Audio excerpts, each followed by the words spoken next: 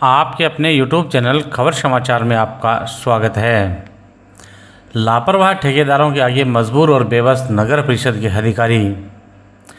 400 साल पुराने ऐतिहासिक कुएं के जीर्णोद्धार का कार्य शुरू। कोतवाली थाने में हुई CLG सदस्यों की बैठक। पंचायत समिति में विशेष जागरूकता शिविर में दी योजनाओं की जानकारी।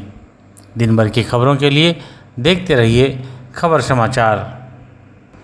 पंचायत समिति सभागार में जिला उद्योग एवं वाणिज्य केंद्र द्वारा डॉक्टर भीमराव अंबेडकर राजस्थान दलित आदिवासी उद्यम प्रोत्साहन योजना के तहत विशेष जागरूकता शिविर का आयोजन किया गया।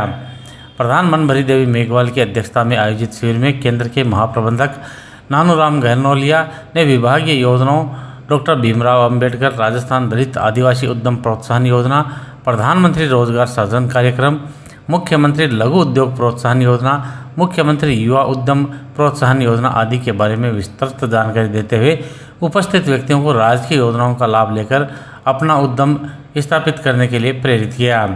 उद्यम स्थापना में आने वाली समस्याओं के समाधान का भी आश्वासन दिया। पूर्व मंत्री खेमाराम मेघवाल ने शिविर के माध्यम से लोगों को सरकार की योजनाओं की जानकारी देने की सराहना करते हुए उपस्थित जनों को उद्योग लगाने के लिए प्रेरित किया। प्रधान मनभरी देवी मेघवाल ने लोगों को राजकीय योजनाओं का अधिक से अधिक लाभ लेने के लिए प्रेरित किया। विभागीय योजनाओं से लाभान्वित कपिल मेघवाल ने उपस्थित लोगों को अपना अनुभव साझा करते हुए उद्योग विभाग की योजनाओं का लाभ लेकर रोजगार के अवसर सृजन करने हेतु आह्वान किया। शिविर में जिला उद्योग एवं वाणिज्य अधिकारी फिरोज भाटी, अतिरिक्त प्रशासनिक अधिकारी नानक राम, वरिष्ठ सहायक रोहित चौहान, राजेश खटीक, बोधूराम मेघवाल, रमाकांत प्रजापत, अकबर मणिहार, जगदीश कुमार, मूलचंद आदि अनेक लोग उपस्थित थे।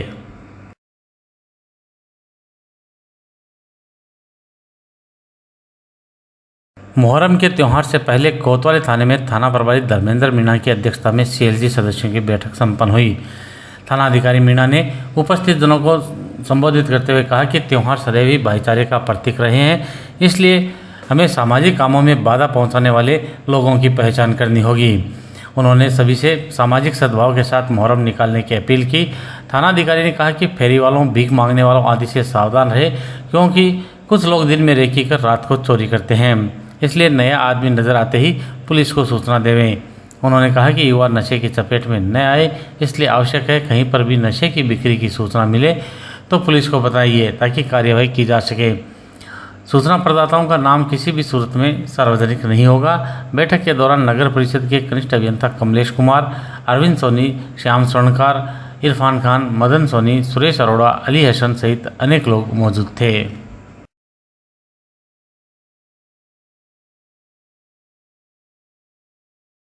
आग लगने पर कुआं खोदने के साथ ही आपदा में अवसर की तलाश में जुटे नगर परिषद के अधिकारी लापरवाह ठेकेदारों के आगे मजबूर और बेबस नजर आ रहे हैं। बरसात का समय नगर परिषद के अधिकारियों के लिए आपदा में अवसर लेकर आया है, क्योंकि अगर ये पानी निकासी का इंतजाम पहले कर लेते तो फिर यह चौका मारने का मौका इन्हें कैसे मिलता। बरसात से पहले आपदा प्रबंधन के होने वाले इंतजामों की बानगी यह है कि पंप लगा दिया तो पाइप नहीं है, और पंप और पाइप सहित सभी व्यवस्थाएं हैं तो ठेकेदार अधिकारियों की नहीं सुन रहा है। और अधिकारियों की मजबूरी यह है कि वे इन लापरवाह ठेकेदारों के खिलाफ कार्यवाही भी नहीं कर पा रहे हैं। अधिकारी कहते हैं कि ठेकेदार के खिलाफ कार्यवाही करने से पहले इसके स्थान पर काम करने के लिए किसी दूसरे आदमी को लेकर आओ। अब यह काम भी जनता को देखना होगा कि कौन काम करता है और कौन नहीं, और जो नहीं करता है उसके स्थान पर किसे लगाया जाए। आग लगने पर कुआं खोदने की कहावत को चरितार्थ करते हुए नगर परिषद प्रशासन शहर की गलियों में जमा बरसाती पानी की निकासी के लिए अब संसाधन जुटाने में लगा है। दूलिया पंप हाउस में विगत 6 महीने से भी अधिक समय से खराब पड़ी 40 हॉर्स पावर के पंप को ठीक करवाने के लिए भेजा गया है। इतने दिनों से क्षतिग्रस्त पाइपों से पानी की निकासी के लिए प्रयास कर रही नगर परिषद अब नए पाइप खरीद रही है। अब जब तक संसाधन नहीं जुट जाते, शहर की जनता घर आई नदियों का आनंद लेने के लिए मजबूर है। और ठेकेदार है कि उन्हें किसी का भय नहीं, क्योंकि उन्हें पता है नगर परिषद के ईमानदार अधिकारी उनके खिलाफ कार्यवाही नहीं कर सकते। ठेकेदारों की लापरवाही का आलम है कि रविवार को पता चला कि दूलिया पंप बार बार एयर ले रहा है, उसके स्थान पर दूसरा पंप लाकर लगा भी दिया, लेकिन वीडियो बनाकर अधिकारियों को भेजकर उसे चलाते रहने का दिखावा ज़रूर करते रहे हैं। अगर पंप पूरे समय सही तरीके से चले तो मजाल है पानी सड़क और गलियों में रह जाए। एक अन्य पंप हौलीदौरा में कायम खानी गेस्ट हाउस से आगे पानी निकासी के लिए सड़क पर रविवार को रखा गया था, लेकिन मजार है ठेकेदार उसके पाइप जोड़कर उसे चालू कर पानी की निकासी शुरू कर दे।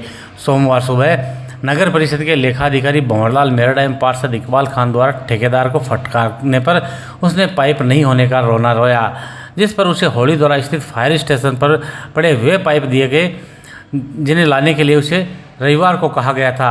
अब ठेकेदार बड़ा आदमी है, वह अपने से पाइप कैसे लाए, यह तो उसकी तौहीन है। इसीलिए लेखाधिकारी को साथ ले जाकर पाइप देने पड़े। दोपहर में आयुक्त दिलीप शर्मा ने भी दूलिया पंप का मौका देखा, लेकिन पंप संचालन करने वाले ठेकेदार ने जिस प्रकार सुबह लेखाधिकारी के समक्ष नखरे दिखाए थे, वही नखरे और लच्छेदार बातें आयुक्त के समक्ष भी की, जिस पर आयुक्त ने ठेकेदार को जमकर फटकार लगाई। आयुक्त और लेखाधिकारी द्वारा बार बार कहने के बावजूद पंप संचालन करने वाले ठेकेदार ने पंप संचालन के लिए एक भी आदमी नहीं लगाया। पार्षद इकबाल खान द्वारा काम में लापरवाही बरतने के लिए दोनों ठेकेदारों पर कार्रवाई करने के लिए कहा तो आयुक्त ने कहा कि पहले दूसरा आदमी लेकर आओ, फिर मैं कार्रवाई कर दूंगा। आखिर नगर परिषद प्रशासन की ऐसी भी क्या मजबूरी है जो इन लापरवाह ठेकेदारों को ढो रहा है। पार्षद इकबाल खान ने ठेकेदार और नगर परिषद के अधिकारियों पर साठगांठ के आरोप लगाए हैं। पार्षद ने नगर परिषद में अफसरशाही राज होने का आरोप लगाते हुए कहा कि जिस प्रकार किसान बरसात का इंतजार करता है, उसी प्रकार अधिकारी ठेकेदारों के बिलों का हर महीने इंतजार करते हैं। उन्होंने कहा कि जो पैसा तलाइयों के सौंदर्यीकरण पर खर्च किया जा रहा है, उससे अगर पहले पानी निकासी के इंतजाम किए जाते तो ज़्यादा बेहतर होता। अब देखना यह है कि कब तक संसाधन जुटते हैं और कब इस हठी और जिद्दी बरसाती पानी से नगरवासियों को निजात मिलेगी। अभी आयुक्त साहब भी देख गए थे, 2 दिनों से नगर पालिका अलग अफसर डब्ल्यू साहब थे, उदय सिंह जी थे, बाकी लोग भी देख के गए मौका। सिर्फ मौका देखते हैं और इनका कंट्रोल इतना बढ़िया है कि ठेकेदार को 24 घंटे में 3 बार नगर परिषद के लोग आयुक्त सभापति सारे आ गए, लेकिन एक के पास भी ठेकेदारों का कोई सोल्यूशन नहीं है। ठेकेदार के ऊपर उंगली नहीं उठा सकते, ठेकेदार के ऊपर ये कुछ कर नहीं सकते, ठेकेदार के खिलाफ कार्रवाई नहीं कर सकते और ठेकेदार अपनी मनमर्जी से काम करेगा। अब इनको सिर्फ ना तो पानी की फिक्र है, ना पब्लिक की फिक्र है, ना सुजानगढ़ की जनता की फिक्र है, ना जो लोगों के घरों में पानी भरा हुआ है। सभी जगह वार्ड में घरों में पानी भरा हुआ 3 दिन से, ये पीछे घूम रहे हैं, हम लोग पीछे घूम रहे हैं, कोई समाधान नहीं। ठेकेदार अपनी मनमर्जी से काम करेगा। इनको जल्दी एक ही चीज़ की रहती है कि ठेकेदार का महीना कब हो और बिल कब बनाया जाए। बिल का इंतजार इस तरह रहता है जैसे खेतीबाड़ी वाले को बारिश का इंतजार रहता है, उस तरह इनका बिल को इंतजार रहता है।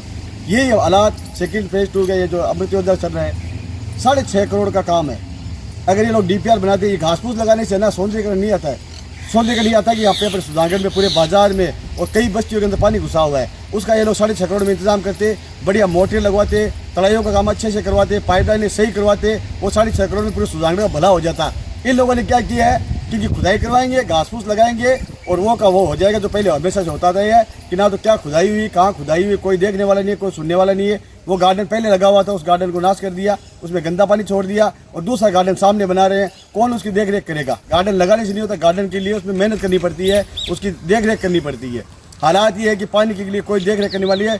सुजानगढ़ का ये दुर्भाग्य है कि सुजानगढ़ में कोई आज सुजानगढ़ देखभाल करने वाला नहीं है, कोई सुनने वाला नहीं है, कोई इनका निवारण करने वाला नहीं है। सब अपनी मस्ती में बैठे हैं, अफसरशाही राज हो रहा है, अफसर अपनी मनमर्जी से काम कर रहे हैं, ठेकेदारों के साथ साठगांठ से काम कर रहे हैं। अब जनता का भगवान ही मालिक है।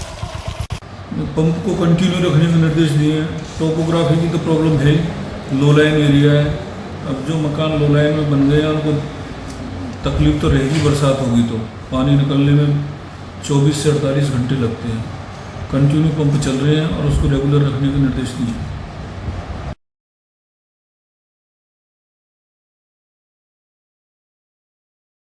शहर में रुपयावाड़ा मंदिर के नाम से प्रसिद्ध बालाजी मंदिर के पास स्थित 400 साल पुराने ऐतिहासिक कुएं के जीर्णोद्धार का काम शुरू किया गया है। महंत नथुदास महाराज ने बताया कि बीकानेर रियासत के शुरुआती दौर के समय से यह कुआं मंदिर की जमीन पर स्थित है, लेकिन अब यह जीर्ण शीर्ण हो चुका है, इसलिए अब इसकी मरम्मत करवाकर चारों ओर रेलिंग लगवाकर यहाँ पौधारोपण किया जाएगा। मोहित माटोलिया ने बताया कि यह सुजानगढ़ की ऐतिहासिक धरोहर है, इसलिए शहरवासियों ने इसके जीर्णोद्धार की जिम्मेदारी ली है। उन्होंने बताया कि इस काम के होने से आने वाली पीढ़ियों को हमारी विरासत के बारे में जानने का मौका मिलेगा। इस दौरान पार्षद पंकज घासोलिया, शिव भगवान कलवाड़िया, श्याम सुंदर सोनी, जनार्दन शर्मा, भवानी शंकर, विद्याधर मेघवाल, विश्वदीपक काचवाल, हंसराज प्रजापत आदि मौजूद थे। कुएं वाले मंदिर की कुआ धरोहर है, करीब 400 450 साल पुराना है और इसकी मरम्मत या जीर्णोद्धार करा रहे हैं ताकि भविष्य में ये सुरक्षित रहे। इसीलिए सब मोहल्लेवासियों की मदद से करवा रहे हैं। आज एक खबर अखबार के माध्यम से रही जिसमें जर्जर अवस्था में हमारे वार्ड में जो ये मंदिर रुपया मंदिर है, जिसका ऐतिहासिक कुआ जो कि हमारी एक ऐतिहासिक धरोहर है, वो एकदम जर्जर हो चुकी है और वो एक गिरने की कगार पर आ चुकी है। सभी वार्डवासियों ने अपनी जिम्मेदारी का परिचय देते हुए उस खबर को देखते ही उस ऐतिहासिक धरोहर को पुनः जीर्णोद्धार करके उसका संरक्षण आने वाली पीढ़ियों को एक डेमोन्स्ट्रेशन के रूप में प्रदर्शित करने के उद्देश्य से उसका आज शुरुआत की है। और इसका संरक्षण करने की जिम्मेदारी सभी वार्डवासियों ने उठाई है, ली है। और इसका इतिहास इतना पुराना है जिसके साक्ष्य और जो दस्तावेज देखने से पुजारी जी ने जो अभी बताया कि इसका इतिहास कम से कम 400 साल पुराना इतिहास, और इस कुएं को लेकर जितने भी दस्तावेज देखने को मिले वो वाकई में हम सब के लिए एक ऐतिहासिक धरोहर के रूप में वो दस्तावेज भी रहेंगे। और सभी का मैं आह्वान भी करता हूँ, जो भी जिनका भी इस कुएं से रिलेटेड जिनकी भी स्मृति आ रही है, जिन्होंने भी यहाँ पर इस कुएं में इस मंदिर में पूजा अर्चना की है, उन सब से मैं आग्रह करता हूँ कि आगे आकर इस जिम्मेदारी पूर्ण कार्य को आने वाली पीढ़ियों के लिए सुरक्षित करें। बहुत बहुत धन्यवाद। ये ऐतिहासिक कुआं है जो रुपए वाले मंदिर से संबंधित है। समस्त मोहल्ले वासियों ने तय किया है कि इस ऐतिहासिक जगह को हम पुनरुद्धार करेंगे, इसको संरक्षित करेंगे। चारों तरफ हमारी रेलिंग लगाने की योजना है और बहुत ही अच्छे पेड़ पौधे लगाने की योजना है, जिससे ये हम हमारी आने वाली पीढ़ियों को इसके बारे में हम बता सकें, इसके इतिहास के बारे में बता सकें और इसको हम जीर्णोद्धार करना चाहते हैं।